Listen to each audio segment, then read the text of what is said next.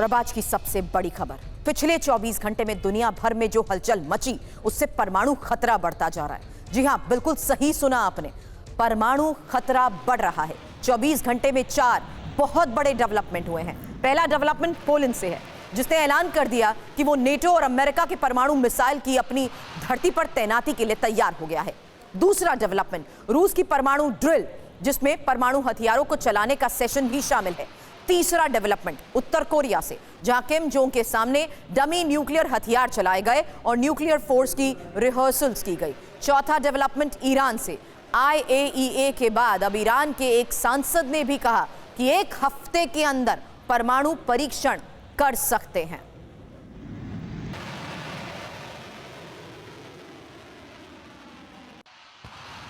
इन 4 बड़े डेवलपमेंट से जान लीजिए कि कैसे दुनिया परमाणु संघर्ष की तरफ बढ़ रही है और दुनिया भर में चल रहे परमाणु एक्शन के 4 संदेश सबसे पहले आपके सामने रख रहे हैं, क्योंकि परमाणु खतरे की तरफ दुनिया, क्षेत्रीय तनाव कभी भी परमाणु युद्ध में बदल सकता है।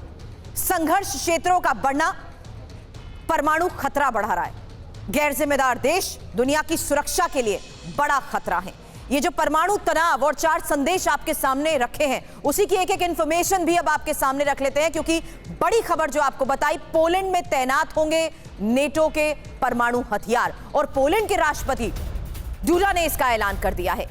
नेटो अमेरिका के परमाणु मिसाइल की तैनाती होगी और साथ ही परमाणु मिसाइल की तैनाती से रूस को खतरा है। पोलैंड के इस फैसले से रूस बेहद खफा है। तो पोलैंड में परमाणु गतिविधि, रूस में खलबली, ये क्यों कह रहे हैं? क्योंकि ये समझ लीजिए कि कैसे पोलैंड में परमाणु हथियार तैनात करना अहम है। फिलहाल इसका प्रस्ताव सामने आया है, लेकिन ये प्रस्ताव दुनिया को परमाणु युद्ध में झोंकने में कितना अहम है, ये समझना बहुत जरूरी है। इसलिए खास इंफॉर्मेशन आपके सामने, जहां देखिए किस तरीके से पोलैंड नेटो अमेरिका की परमाणु मिसाइल की तैनाती के लिए तैयार हो गया है।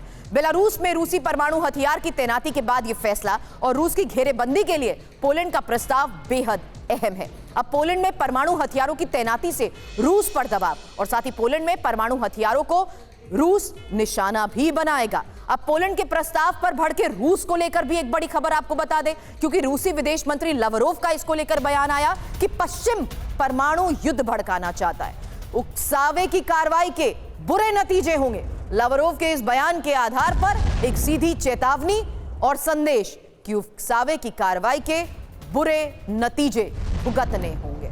Western is the key प्रोवोकेटर and Manish हमारे सहयोगी इस वक्त हमें ज्वाइन कर चुके हैं। मनीष, मैं आपसे स्टूडियो में आज चर्चा करना चाहती थी, लेकिन आप बाहर से मेरे साथ जुड़े हैं। उससे पहले एक मैप मैं यहां पर दिखाने वाली हूं, क्योंकि मैप के जरिए पोलैंड और रूस की पोजीशन और साथ ही पोलैंड में परमाणु हथियार तैनात होने के मायने समझना बहुत जरूरी है। तो पोलैंड की ये लोकेशन और आज के इस हालात में मनीष, जिस तरीके से आप वॉर को पिछले कई सालों से कवर करते आए हैं, मुझे इसके मायने भी जरूर समझाइएगा, क्योंकि ये बड़ा फैसला किस लिहाज से लिया गया है और इस फैसले का असर क्या हो सकता है। रूस आखिर इस फैसले को देखते हुए इतना रिएक्ट क्यों कर रहा है? देखिए सुरभि, सबसे बड़ी चिंता की बात तो यह है कि सभी देश परमाणु हथियारों के इस्तेमाल को लेकर ऐसे चर्चा कर रहे हैं जैसे कोई बच्चों का खेल हो, और उसमें कोई भी पीछे नहीं है। सब एक दूसरे पर आरोप लगा रहा है। रूस पश्चिमी देशों पर आरोप लगा रहा है, लेकिन रूस अपनी खुद तैयारी कर रहा है। ईरान के बारे में हम बता ही रहे हैं कि ईरान परमाणु हथियारों को लेकर कितना एक्टिव है। कल जिस तरीके से नॉर्थ कोरिया ने अपना टेस्ट किया, न्यूक्लियर टेस्ट किया, न्यूक्लियर ड्रिल किया है, वो अपने आप में बड़ा चिंताजनक है। लेकिन जो आपका सवाल है, देखिए बात यह है कि अमेरिका रूस को चारों तरफ से घेर रहा है और घेरने के क्रम में पहले भी अमेरिका के बहुत सारे न्यूक्लियर वेपन दूसरे और सहयोगी देशों में थे। अब स्वीडन, फिनलैंड के बाद पोलैंड ने भी इसकी हरी झंडी दे दी है। तो जरा आप सोचिए, अगर रूस को हर तरफ से अमेरिकी परमाणु हथियारों से घेरा जाएगा तो ऐसी स्थिति में रूस पर दबाव बनेगा, रूस पैनिक करेगा और फिर उसका रिजल्ट वही हो सकता है जो बयान हमने अभी रूसी विदेश मंत्री का दिखाया। लेकिन अहम बात यह है कि पोलैंड के इस प्रस्ताव पर रूस के विदेश मंत्रालय की तरफ से यह कहा गया कि अगर ऐसा होता है तो जब रूस बनाम नाटो की सीधी जंग होगी तो हम सीधे पोलैंड में उन ठिकानों पर हमला करेंगे जहां पर कि अमेरिकी न्यूक्लियर बम रखे होंगे। अब आप सोचिए अगर ऐसा होता है तो पूरे यूरोप में कितनी बड़ी तबाही होगी। और न्यूक्लियर इंस्टॉलेशंस को टारगेट करते हुए पूरे यूरोप में तबाही की तो बात आपने बताई, लेकिन मनीष एक बार फिर से ये इंफॉर्मेशन वॉल पर मैप बता देती हूं, क्योंकि ये रही रूस की लोकेशन। और जो बात मनीष बता रहे थे कि रूस का घेराव करने के लिए अब मैप के जरिए ये पूरी लोकेशन समझ लीजिए, वोरा की वेरा यूक्रेन और यहां पोलैंड में अगर इस तरीके से बड़ा फैसला लिया जाता है तो ये साफ संकेत है, मायने रखता है ये फैसला, क्योंकि रूस का घेराव करने की कोशिश है। अब तनाव के बीच रूसी सेना के अभ्यास को लेकर भी एक बड़ी खबर है, क्योंकि बायो रेडिएशन केमिकल हथियारों से अभ्यास को लेकर इनपुट है। आपको बता दें स्मोक जनरेटर के जरिए इलाकों में धुआं किया गया और धुएं के बीच रूसी सेना ने यह अभ्यास किया है।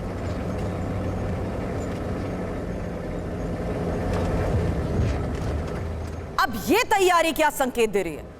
पोलैंड से परमाणु खतरे के बाद यह तस्वीरें जारी करना, स्मोक जनरेटर के जरिए इलाके में कैसे धुआं किया गया और धुएं के बीच रूसी सेना ने कैसे अभ्यास किया, वो तस्वीर हम आपको दिखा रहे हैं। आपको बता दें रेडिएशन केमिकल हथियारों से अभ्यास किया गया है और तनाव के बीच रूसी सेना का यह अभ्यास, जाहिर सी बात है रूस की भी बड़ी तैयारी की योजना है। अब पोलैंड से परमाणु खतरा, रूस की क्या योजना, इसी को लेकर इंफॉर्मेशन आपके सामने, क्योंकि रूस खुद पर परमाणु हमले की आशंका जताता रहता है और इस बार पोलैंड में जारी गतिविधियों से खतरा बढ़ गया है। इंफॉर्मेशन आपके सामने बताते हैं कि किसी भी परमाणु हमले को रोकने के लिए रूस की तैयारियां आखिर है क्या। अब यही जानिए कि कैसे रूस ने परमाणु युद्धाभ्यास की संख्या को बढ़ाने का फैसला लिया है। साथ ही आपको बता दें टैक्टिकल परमाणु हथियारों का भी लगातार परीक्षण रूस कर रहा है। बेलारूस में परमाणु मिसाइलों की तैनाती को लेकर भी बड़े खबरें पहले ही दावे किए गए। वहीं अंतरिक्ष में परमाणु हथियार तैनात करने की रूस की तैयारी को लेकर भी बड़े दावे किए जा रहे हैं। हालांकि रूस ये कह चुका है कि सुरक्षा पर खतरा हुआ तो परमाणु विकल्प खुला हुआ है और यही रूस के परमाणु विकल्पों पर मनीष दुनिया की नजर रहती थी। लेकिन रूस वक्त वक्त पर अमेरिका को यह याद दिलाता आया है कि जिसके खुद के हाथ खून से सने हैं वो बार बार हमारी तैयारी पर नजर ना रखे, क्योंकि यह तैयारी हमारी खुद की सुरक्षा के लिए।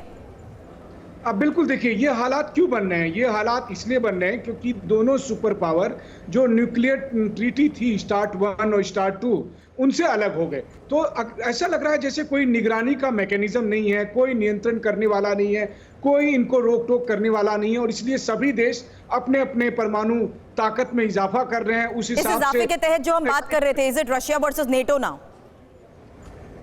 बिल्कुल देखिए रशिया वर्सेस नाटो क्या, मैं तो कहता हूं कि ह्यूमैनिटी वर्सेस डिस्ट्रक्शन का मामला है ये, क्योंकि जिस तरह की तैयारी हो रही है ये केवल रूटीन एक्सरसाइज नहीं है। देखिए रूस यूक्रेन युद्ध ने दरअसल पूरी दुनिया को बताया कि युद्ध में अब कोई नियम नहीं चल रहा है, कोई यूएन के कोई भी रूल रेगुलेशन नहीं चल रहे। मैं खुद इस बात का युद्ध क्षेत्र में गवाह हूं, मैंने खुद अपनी आंखों से क्लस्टर बम का इस्तेमाल होते हुए देखा है, फास्फोरस बम का इस्तेमाल होते हुए देखा है। वैसी स्थिति में कभी आने वाले समय में केमिकल वेपन का इस्तेमाल होगा, बायो वेपन का इस्तेमाल होगा या टेक्टिकल वेपन का इस्तेमाल होगा, इसकी आशंका रूस को है और रूस उसी हिसाब से तैयारी कर रहा है। अमेरिका कह रहा है कि रूस ऐसा कर सकता है इसलिए हम तैयारी कर रहे हैं। तो मतलब दोनों एक दूसरे पर आरोप लगा रहे हैं, लेकिन रिजल्ट क्या होगा? रिजल्ट ये होगा कि केवल ये रूस और यूक्रेन का मामला नहीं होगा बल्कि पूरे यूरोप का या फिर वर्ल्ड वॉर के हालात में पूरी तबाही का मसला होगा।